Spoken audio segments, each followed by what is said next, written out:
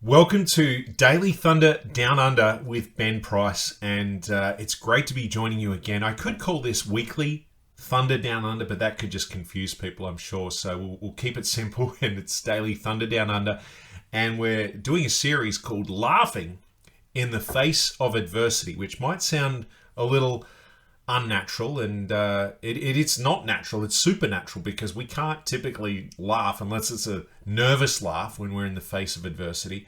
And so I hope this has been really helping you and enriching you. It's something that I'm very much identifying with, because I know what adversity is, I know what laughter is. I want to see these two combined. I don't want the adversity, but if I'm going to, which it will with Christians, it's part of our lives, I want to be able to have that heavenly laugh, because the natural laugh just won't cut it.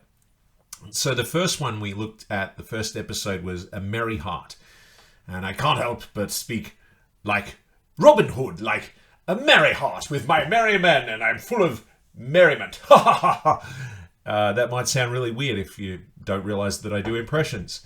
But that's something you can go back and have a listen to. And the second episode was, Oh, It's Only You.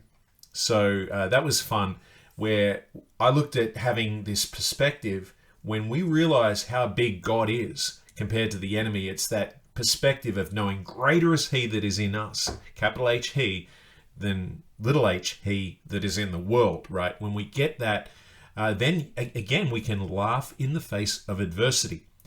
So this episode I'm calling, I Can't Help It. So there's another expression that we all use, I can't help it. And so we're going to unpack that a little more as we get into this. So I just got back the other day from a family holiday. It's summer here where I am in Australia, and it was a wonderful time with the family. I know this is a winter series, but for me, down under, it's summer. And we had this lovely time, and I'm coming back on the airplane, and I'm sitting there reading a good book and just engrossed in that. Now, my daughter, who's 15, leant across and said, "Dad, are we going to be okay with the turbulence?" I said, "What?" Oh. Now, I didn't even realize, I'm so much in my book that I had no idea there was turbulence, and it took me maybe 30 seconds to a minute to realize, oh yeah, there is turbulence. So I said, yeah, it's nothing. And I'm literally laughing in the face of adversity. No, this is no big deal. And I'm not laughing at her, because I don't want to do that, obviously. But I'm laughing at, no, this is nothing. I realized the perspective here. And for her, though, you can understand concern, and concern's fine. It's good. But there may have been a little slight bit of worry or slight anxiety. She wasn't panicked too much, but it was me reassuring her, no, there's nothing to worry about. We're good, and God's in control, and hey, this is totally fine. I'm used to it. In fact, I've trained in this, and so I'm seeing it from a different perspective. I know what it's like, having flown so often. And when you see the flight attendants, often their face has a calm, relaxed look, and they're not affected by the turbulence.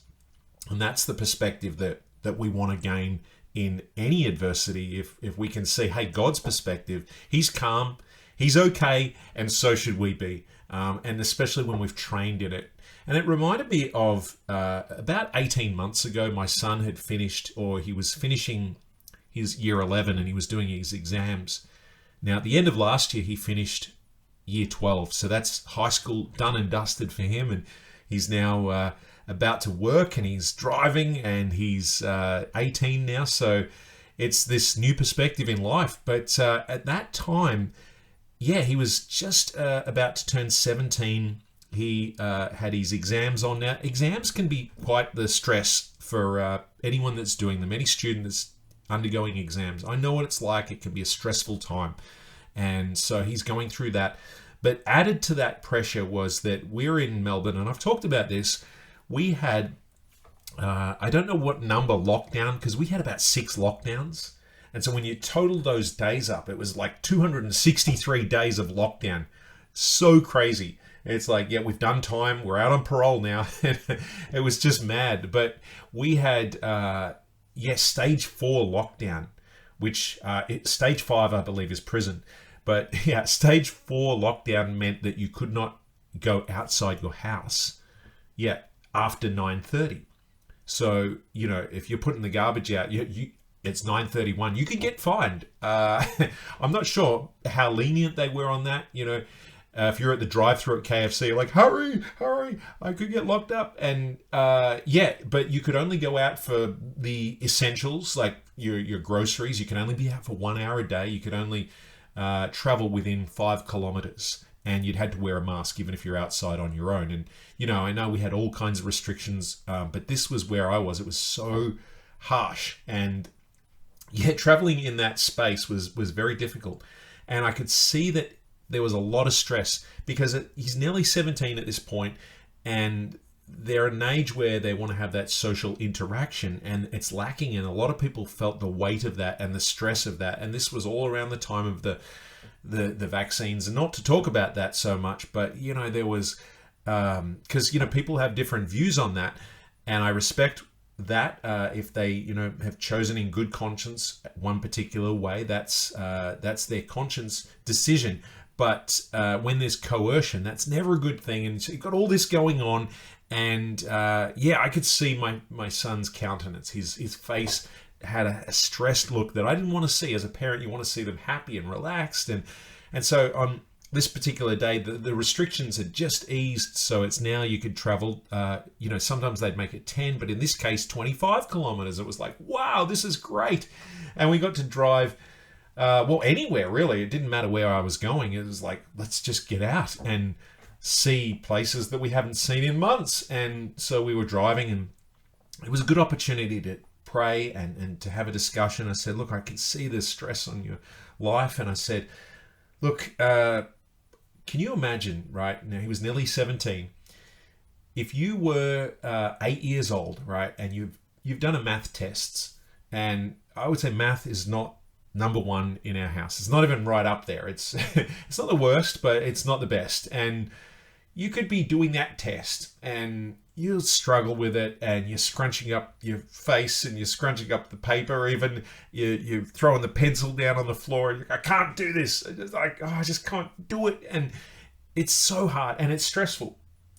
And I said, if you, as like 17 years of age, at this particular time, I'm telling him this, were to do that exact same test, how do you think you'd go?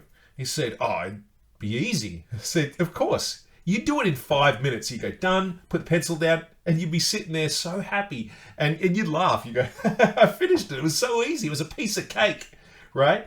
Because now you've trained in that. Well, hopefully, I would hope that he would actually do a lot better. And so what I showed him was, this perspective, because God sees the test that he's gone through, the stress of all the exams and all the lockdowns. God sees that as not just a grade 3 test, but maybe a kindergarten test. Not even that. It's so easy. God could just click his fingers and, hey, it's done. Blink his eyes and it's done. He'll laugh. It's so easy. And it's like, well, of course, because he's God. He can do anything. Jeremiah says, is anything too difficult for God? And we know nothing is too difficult for God. Nothing. And so it's so easy. And I said, wouldn't it be great if God was able to do the test of what you're going through right now? He said, well, of course. And I said, he can, right? Really? Of course. Because his strength is made perfect in weakness. And this is from Paul in 2 Corinthians, where in verse 9 to 10 from chapter 12, he says, he said to me, so this is God speaking to Paul, my grace, or you could say my power, my strength, my grace is sufficient. It's enough. It's more than enough even for you. Because, the adversity that Paul is facing is a thorn in the side. And that was something that was causing, I guess, the stress that you could be feeling with exams or with turbulence or with whatever situation. This is his adversity that he's facing. And he prayed that it would go away. And so here's God saying, my grace is sufficient for you, for my strength is made perfect in weakness. Therefore, most gladly, I will rather boast in my infirmities. That sounds weird, doesn't it? Just pause right there. There's a comma right there. So let's pause. You could say I'd rather boast in my adversity. Isn't that strange? But we know that this is the power of God, right? That the power of Christ may rest upon me. And then in verse 10 it says, therefore I take pleasure in infirmities. Can you imagine saying that? Or adversity, you could say. It says, in reproaches, in needs, in persecutions, in distresses, for Christ's sake. For when I am weak, then I am strong. And so this was great advice to be able to share with my son as he was going through adversity. And maybe you're going through something at the moment. You could look at those and go, well, turbulence, yeah, you're like me. It's nothing, because you've trained in that. Exams, yeah, I've done those. No big deal whatsoever. But for people that are going through those things, it really is adversity. But the same principle will apply to whatever you're going through. But I will say this, you see, for my son, it was probably this new level, because he had been through difficulty, but this was a whole new level. And I would say that's really what the whole world is going through right at this point in time. Because when I think about all the news that's happening, it can really weigh on us so much. And I remember back probably in about 2007, maybe 2008, there was a time where I remember all this crazy stuff going on in the world, where you had earthquakes in Japan. There was some, I think it was Egypt, where there was some unrest, and I think it was leading up towards the KFC, no, the GFC, I should say, the global financial crisis. And so you had all this stuff, and I thought, gee, the world has gone crazy, right? And yet compared to today, that's just like, well, that's just this morning's news. And this afternoon, there'll be a whole lot more, because it's just so much. And it's this whole new level of capital A adversity that we're not accustomed to. And you see, we could go, oh yeah, that was a tough year. I had that going on, and we prayed and we got through it. Whereas now it's so much, it's so big. Now, one of the first things I want to say, and it's one of my favorite verses growing up, and I still love this. I'll always love this. It's from 1 Peter 5, verse 7. It says, casting all your care upon him, for he cares for you. So that's talking about Jesus. It sometimes will say in some versions, casting all your anxieties upon him, because the adversity that we face can be something that leads to anxiety in our life, and that it's good to care about things, but sometimes that care will weigh down on us. We can be burdened with prayer for something, but to be under the weight of all the news that's going on globally, or the things that are going on in your life, and all the adversity that we're facing. And let's be real, in the last few years, we know that adversity has ramped up. It's capital A adversity. And particularly if you're a Christian, when you see, sometimes, well, some of the news, we could just kind of cluck our tongue and go, oh, that's no good. And we can pray for that, but it doesn't directly affect us. Whereas now, it's aimed at us, and we're under threat. And so it's heavy on us. And so this is a beautiful verse here, where we are casting all our care upon him, upon Christ, for he cares for you. And I love it, because Peter was, before he, was the apostle, he was a fisherman. And Peter was used to casting a net. When I think of fishing, it's like a little rod with a little flick of the wrist and a cast. And I'm not a great fisherman, but Peter would have had a giant net on the boat and just thrown it out into the sea. And sometimes I've imagined, when I am overwhelmed with adversity, and there's all these little things that all add up, and it just weighs down on you. It's like you could have weight, you're carrying groceries in, and someone gives you just a little bit more and just a little bit more to carry. Well, normally you'd be okay with that, but because of the extra weight you're carrying with the grocery bags, you're feeling like, I can't take any more. And it's like, sometimes I'll even write my issues or problems or concerns on a little, sticky note or something like that, and just see, God, you take it. And I'm literally like, I'm casting that on God. And sometimes I even have to say, God, I can't even let go of these things because they're stuck in my mind. Can you just take that as well?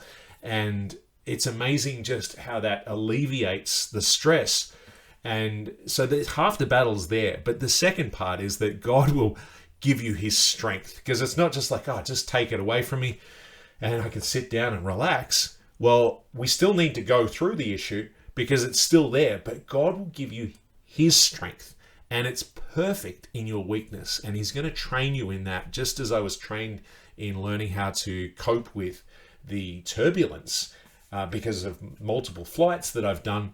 So too, God is going to train us in godliness, as it says in 1 Timothy 4:8, training in godliness, because it's for this life and the next life. And so it's a great thing to be able to be trained in that, but not in our strength. It's in his strength, because I can't help it. I can't do it.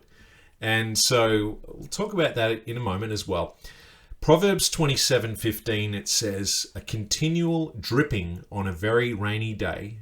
Could be raining where you are. We get a lot of rain. It's not, as I say this, it's a beautiful sunny day. So, but typically there's a lot of rain where I live.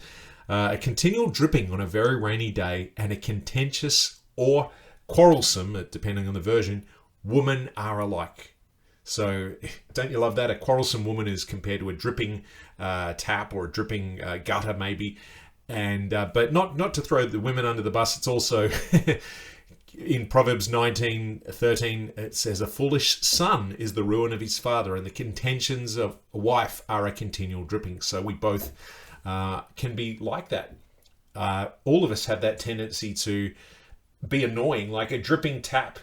And that can be really annoying, right? If you've had a dripping tap before, it can be like, okay, that's no good. Maybe tighten the tap. Maybe it's continual, and so you need to call a plumber, because it can get really frustrating. And that is what I would say that's what the problems that we're facing now, because it's not just one little drip that, oh, okay, that's no good. This is capital A adversity. It's like news items that are raining and dripping, and it's really just this incessant drip that will not stop. And we get to the point where we go, I don't know what to do. I can't deal with this anymore. And I'm sure there's people out there that will resonate with what I'm saying right now, if I'm not the only one. That news that can be constant, and even people that are well-meaning Christians even, that will send you news stories, but they can be so overwhelming because it's hard. We're just getting over this, and we're just getting over that, and I'm just trying to deal with this, and I'm just trying to keep my head up above of the water here, and now I've got to deal with this. It's just too much.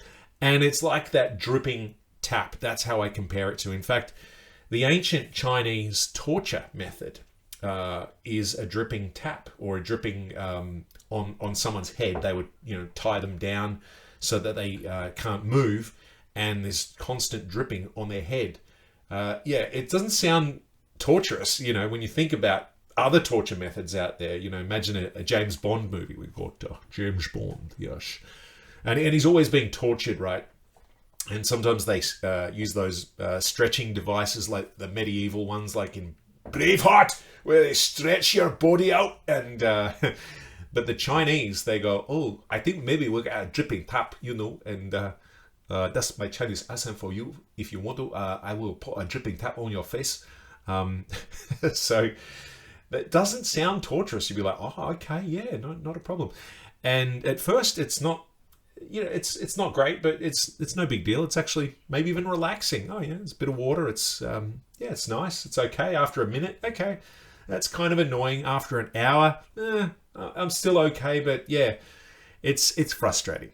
I don't want this, but yeah, it's okay. It's not the worst. It's not like knives, or it's not the stretching of my body. It's not torture really. But after a long period of time, it's going to be that incessant dripping, drip, drip, drip, and it will be like almost like a hammer or even a knife going into the skull, where it's actually not just the physical, because it would, but it's the psychological damage it can be on a person, and it's said to drive someone insane. And so that constant dripping sounds horrible, but yet I think that's what a lot of the adversity that we're dealing with, when we talk about laughing in the face of adversity, yeah, we could laugh because I can say, well, I've been through that situation. I can laugh at that. But what we're experiencing in the world right now, and it's hard to define exactly what because there's so much. And I'll just sort of put it all together in one and just say all that capital A adversity that we know we're seeing in the last few years is what we're facing. Could it get worse? Potentially. Yeah, just like that dripping tap, it could get a lot worse. But yet still, I believe that we can actually not just deal with it and go, all right, I'm doing okay, I'm coping, I'm switching off, and I'm getting through it. But I actually believe we can thrive and even laugh in the face of that capital A adversity that we're experiencing right now. And it reminds me, when I look at the story of David and Goliath, and I never get tired of that because it's in the Old Testament, I think it's my favorite story. As much as when I look at the gospel in the New Testament, I never want to tire of that. I think when we get tired of the gospel is the moment we need it the most. And so I love the story, but I put myself in the position of the Israel army. Not so much David, because David really was a type of Christ in that, and we are like the weak ones in that. We're the ones like Saul. And Saul, as you know, had the natural strength. In 1 Samuel 10:23, it says, in the second part of that, he was taller than any of the people from his shoulders upward. So I'm probably, I guess, 6'4". I'm just under 6'4". And so he might have been my height. He might have been a little taller. And so he's used to adversity. He's used to battles, and they're doing well with that. But suddenly it's like a dripping tap. Suddenly it's like non-stop turbulence. All of a sudden, this is a giant. That there's this standoff for 40 days, and there's this tormenting going on. And that's what the dripping tap can be like. It's torturous and it's tormenting, and you suddenly realize, I can't do anything. And I know what that feels like, where you feel this powerlessness and you're faced with this. And I would imagine, because when I've been faced with something that overwhelms or devastates me, I feel like, God, could you just take this away? like Paul, he prayed 3 times. And I always wonder, why didn't he keep praying? I'd pray 3 times a day. But he had a constant prayer, but God said, my grace is sufficient for you. And it's the same thing. We could get overwhelmed with problems, and God, could you just take it away? Could you please just take Goliath away? They're probably thinking, even praying, God, take him out of the picture. I don't know how you're going to do it, God. Maybe he'll have a brain aneurysm. Hey, that'd be good. He could just fall down. Maybe he'll eat something around the campfire and he'll wake up with gout, and his leg will be like, ow, I have to sit this one out, guys. And they're like, oh, good, yeah.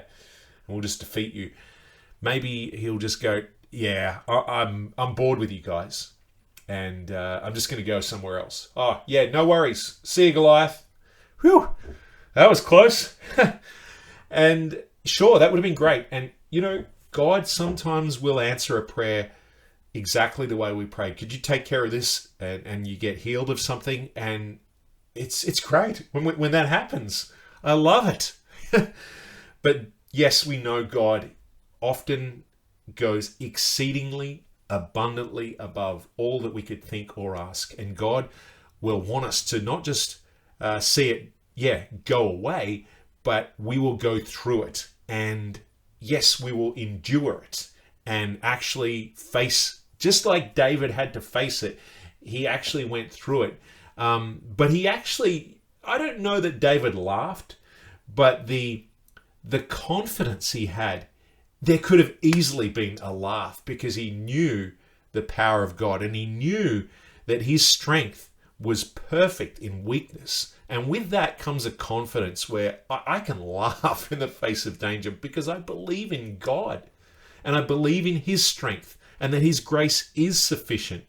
And I can actually enjoy, or as Paul says, to take pleasure in infirmities. I can take pleasure in this adversity, even though it's a dripping tap, even though it's a exam that I've never faced, even though it's a turbulent situation that I've never been accustomed to.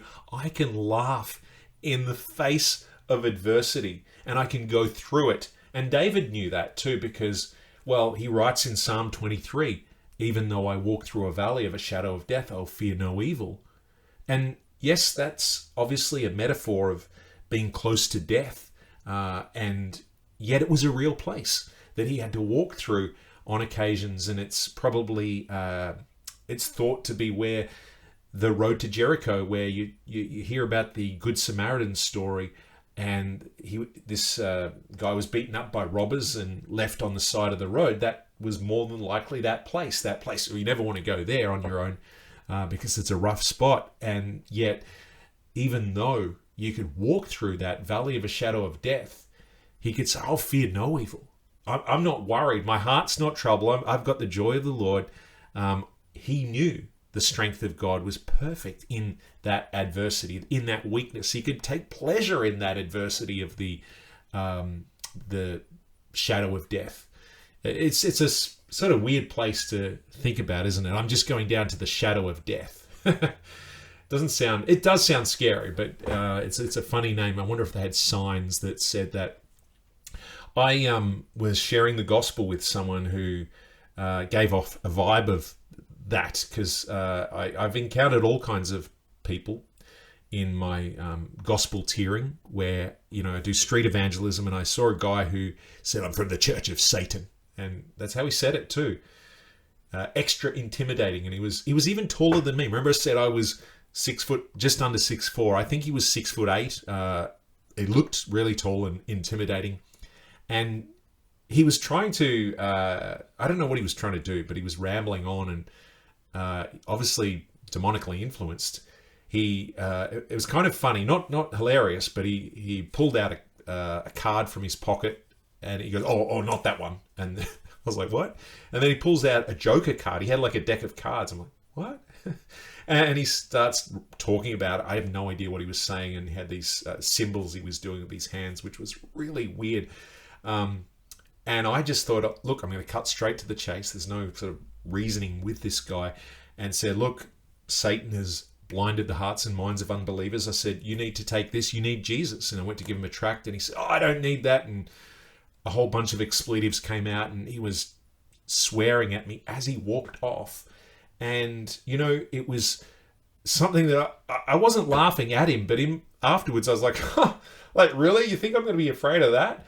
Because I was able to laugh in the face of adversity, still being careful, mind you, right? Still having that wisdom. But I knew God was with me.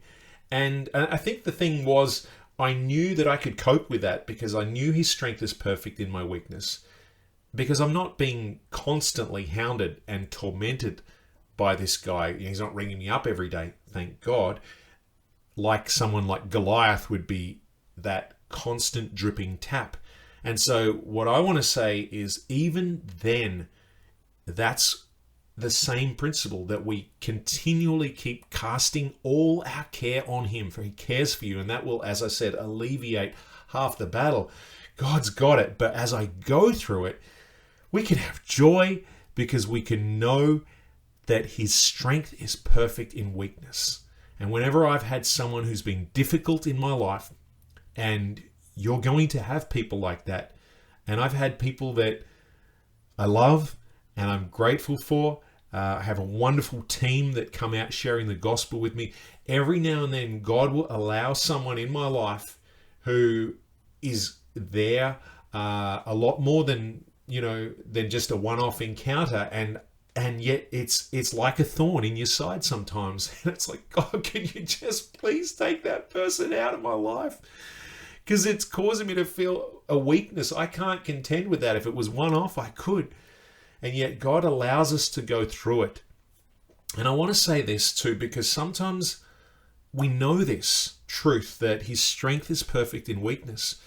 But one of the things we're going to say is, I want to have joy. I want his strength to be perfect. But, I feel fear when I go through these trials. I know all the truth, but I'm fearful. And I don't do well in these situations, if I'm honest. Maybe you're good at it, maybe you're great at it, but I can't do it. And you're going to say these words, I can't help it, right? And a lot of us will say that when it comes to turbulent situations. Just don't be fearful going through turbulence, but I can't help it. Don't be stressed about this person in your life, but I can't help it. Does that ring a bell for some of us? Because I've said that so often. And I want to say this. You're right. You can't help it. But the good news is that God can help it. And he will. Cast that care on God. He cares for you. And allow his strength to be perfect in your weakness. Say, God, I can't do it. I can't help it. But I know that you can. And I thank you. And I will take pleasure. I will laugh at this infirmity or adversity or whatever it is. And I know that I will go through it. And for some reason, you're going to work even better than what you would if you were just to simply take it away, and you're going to build me stronger.